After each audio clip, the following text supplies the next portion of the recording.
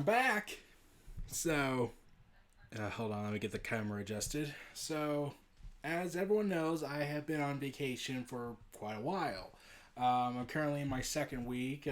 Next week will be our 4th of July week, and then the following week we'll be heading back to my home state and basically getting back to business as usual.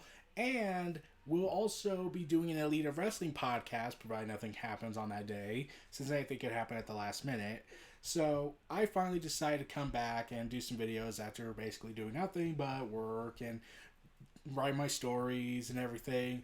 And we wanted to talk about a special comic series, a small little 4 issue series that is quite frankly featuring one of my all time favorite characters of the DC Universe, Donna Troy.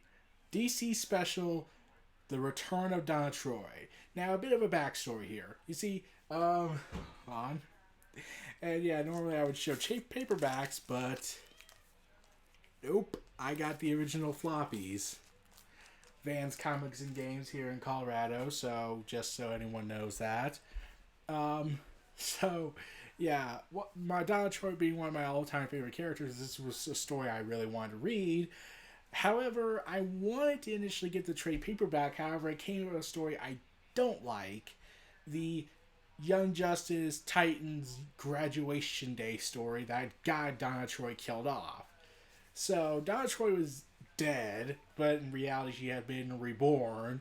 And this is where the story happens. So, basically, issue 1 is establishing Donna Troy and her character, how she's basically become a goddess, the goddess of the moon to be exact, and yeah, she's basically been her mind has been altered by those who have by various people who are trying to escape because of what's coming soon in the DC universe around this time, Infinite Crisis.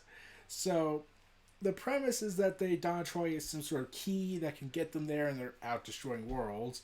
And then eventually, one of the former Titans of Myth get in contact with the Titans and Outsiders because of their connection with Donna Troy. You know, Cassandra being motivated by idolizing her and wanting to be like her. You got the original Titan group. You got new Titan members such as Kid Flash, Bart Allen. Sadly, Wally West was not in this. Arsenal was also in it, but aka Red Arrow or whatever you call him, aka Roy Harper, and his adorable daughter Leanne Harper, who will not be discussing because of what happened in Cry for Justice several years later. Why? So yeah, basically Donna Troy is having these flashes of memories regarding her connection with the darkness, with how her past life, and she keeps having these dreams. And eventually, when the heroes get these probes, they assume it's Brainiac or some other evil threat. Starfire and Leanne know, yeah, it's Donna Troy. She's coming back, and this leads to them being transported along with the rest of the Outsiders and the Titans to the world where Donna Troy is currently at. And also, she's in awesome armor, so that's awesome. Yeah, there's one major complaint I have with this story. I'll get to that. So, well, it's not really major. It's more like a minor detail. So, yeah, this would lead to Donna Troy. She doesn't remember these people yet. She has flashes, but she doesn't remember them. And it leads to her eventually fighting them in awesome combat. Wonder Girl trying to convince her that they're friends, that they're family, but Donna Troy's not listening. And then eventually it leads to Raven trying to, and Kid Flash finding this special thing that allows her to open her mind and realizes that, yeah, she's basically been used, and yeah, it's not good. So Donna Troy starts to finally remember who she is. And while I could reread the whole comic, I can't really because, yeah, I get the feeling my computer might turn off for a little bit because of how much power is being used right now. But, so, and I could read these, but I don't want to. I could reread them, but that would take forever, and they're a pain to put back in. So yeah, but like Phil Jimenez, Garcia Lopez, and George Perez helped with the story, so that's pretty awesome. So yeah, Donna Troy eventually does remember who she is, and she gets a new outfit. Well, it's sort of like her old outfit from issue 1 here. Like you see, this is one of my favorite outfits of hers. I like this outfit of hers, but then she gets this one outfit that I just felt like, why is there a? I don't really like this alteration they did. Okay, I'm pretty sure if some person was interested in seeing her design eventually, like in the Blackest Night event during the Titans tie-ins, she when she's punching Terry Long, who's resurrected by the Black Lanterns. For some reason, I was like, okay, seriously, who thought it was a good idea to have more pronunciation towards the V-neck line on her shirt?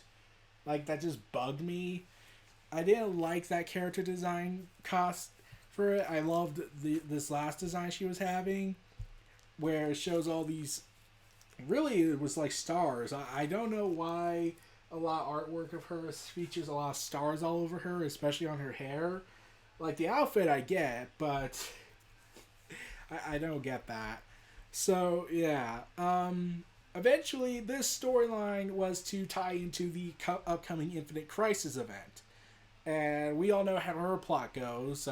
How it's relatively subplotish because all she has to do is attack a giant hand trying to control the universe and resurrect the multiverse in violent Armageddon like. Okay, yeah, that was important. So, yeah, eventually she starts to battle the people who used her, who are the Titans of Myth or the gods or whatever. Yeah, basically, comics are confusing, and we should not ask questions regarding that kind of stuff when it comes to mythologies. But yeah, for a little bit, Troya, as she was called, was the goddess of the moon. And eventually, in issue 4, we get this huge epic battle between the gods and Donna Troy and her forces. And like it says, she's reborn to lead. And I'll tell you about one other aspect that was kind of awesome about this. But so yeah, one other detail was how Donna Troy is realizing that these people are trying to escape because apparently of the upcoming crisis that's about to happen that will spell the end of the universe, so they're trying to get out of it and go somewhere else. Donna Troy finally decides to just, okay, you know what, let's just get rid of them. But there's just something that was kind of cruel. She doesn't send them to another universe where they could be safe from the coming crisis. No, she sends them to Tartarus. Wow, that is cruel. Yeah, they send her to the realm. She sends them all to the realm of Tartarus, where basically there's eternal torture, and naturally the remaining people who didn't follow in yet are naturally pissed off. But she defeats them, reunites with Harper, and okay, I didn't like that pairing. I did like the idea of a superhero getting together with just a normal person. Like, Terry Long was probably a little too much for people because of the age difference. Like, Donna Troy was, 19? Terry Long was 29. And, yeah, there's that whole confusion. And there's that whole age gap there by 10 years. Seriously. But, like, I did like the concept of this superpowered hero who can do everything falls in love with a regular person and who's not in the superhero life, who's aware of it and knows of her life as his or her life as a superhero. But DC was like, we gotta get. But for some reason, they did the 10 age gap thing. And while Donna Troy was still considered legally, it was legal for her because there wasn't, and she wasn't a student. Okay, yeah, basically it's all complicated, and I'd rather not talk about that. All I have to say is they got them married. It was an issue where nothing chaotic happened. It was just character stuff. Then they were like, this was stupid, and broke them up. And they have the character with her child that she had, and her ex-husband and his former marriage's daughter be killed violently in a car crash. Yeah, and yeah, and all that happened. So, and then we get this relationship angle between her and Kyle Rayner, which didn't really go anywhere. Then they did Roy Harper and Donna Troy, and that didn't go anywhere. Yeah, it's gone on again and off again. Like it happened. Like they broke up again. Hold on. At the end of this issue of Titans, where the 3-arc storyline of Donna Troy, which was originally supposed to give her conclusion, sadly that didn't. But yeah. So let's continue. Donna Troy, after she reunites with everybody, it's revealed by the former gods prior to this defeat is that Donna Troy is a very interesting case. She's basically, they were trying to correct the whole multiverse problem and the whole Donna Troy character problem. Because remember, her backstory was possibly the most overly complicated. Instead of doing the whole saving someone from a burning building angle they did, that was starting out initially, they had to retcon it due to Crisis on Infinite Earth and have, the Titans of Myth rescued her. No. It was Dark Angel that did this. It was this that did this. It was this that did this. Oh, she's secretly a golem from clay. Oh, she's a mirror duplicate of Wonder Woman. And I was like, really? So yeah, the whole Dark Angel character, okay, I was like, okay, why is she called Dark Angel? I would rather, it would make more sense if she was called a Fallen Angel. That would make more religious sense. But that's beside the point. So, anyways, they go ahead with this reveal that Donna Troy is a compression of every single version of her throughout the original multiverse that was destroyed in Crisis on Infinite Earths. One where she's saved by Wonder Woman, one where she's saved by the Anti-Monitor, which would become Dark Angel, one where she was saved by firefighters and put in an orphanage, one where she was the mirror duplicate. They tried to say, like, the reason why Donna Troy is so complicated is because of all the retcons, and therefore Donna Troy is self-aware of all these retcons, so therefore we don't have to keep trying, right? Right? Yeah, I said this on Twitter. Like, if I was given the chance to write a DC Black Label comic that's out of continuity, I would give my own way of concluding her massive, overly complicated origin story and make her move forward as a character. Because here's the thing about this. I kind of want her to have her own series. Yeah, she's on the Titans, but I want her own solo series in the DC Rebirth New 52 era. Like, it was disappointing, like, because this series was pretty good for me, in my opinion. These series were pretty good, and DC clearly does love Donna Troy, because if they didn't, they wouldn't have introduced their iconic spinner logo to it. Yeah, this was the first comic out of everything from the DC universe to feature the iconic spinner logo. And everyone, and I'm pretty sure, and this was and everyone still misses this old logo. I kind of miss it too. Like, now it's like the peel back logo and the generic circle with the DC logo on it. Like, it's better than the peel back logo. I didn't like that one. But it was like, why did they get rid of the spinner logo? Like, it was perfect the way it was. It worked. It was possibly their best logo from the iconic Bullet one. So, yeah, this DC special of the Return of Donna Troy, I thought it was a good issue. I thought it was a good series. Like I said, this could have been an interesting way to kickstart the Donna Troy series. Like, they could have worked with that. But yeah, the story, I forgot to mention, the story does end in issue 4 After reuniting with Wonder Woman and the whole gang, realizing she's alive, she's given this special location called Cronus, I think. I can't I think I pronounced that wrong. But, or New Cronus, or whatever. And she has this device that was cataloging the multiverse by Dark Angel, much like Harbinger did for the Monitor. And she wants to see everything.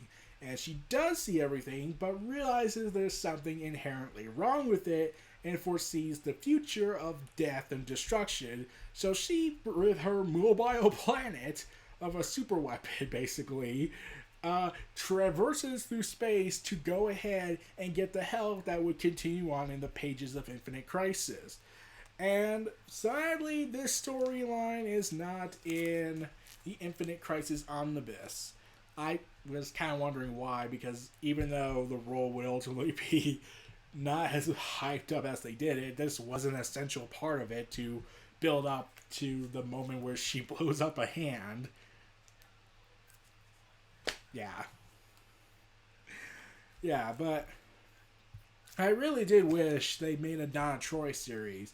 It would be pretty awesome. I would want a great writer, probably Gail Simone or Jeff Johns even, to write a Donna Troy series and just go all out with her character. Probably do go back to that concept where she finds a lover that is just a normal average Joe who knows her identity, knows of the superhero life she does, and accepts her for who she is, but without that 10-year age gap. So, yeah. And I'm even writing a multiverse story featuring the Donna Troy character with some reinterpretation to her mythos, and the Terry Long character being completely changed to still maintain the name, but ultimately be really much different and better than the one we got, with some callbacks. So yeah, the Return of Donna Troy miniseries, issues 1 through 4, these were pretty good. I enjoyed them for the most part. Like I said, I don't like this new outfit they gave her up until the New 52 reboot happened. But yeah, it was a pretty good series. I really wish I could write the Donna Troy character in a DC Black Label, but I am not at that level. And yeah, as you can see, I bought some more floppies. Yeah, I usually buy graphic novels or trade paperbacks, but there is one set of comics I want to show you that I got from Vans Comics and Games, and I'm pretty sure there are still some in stock, but I managed to get some in good conditions.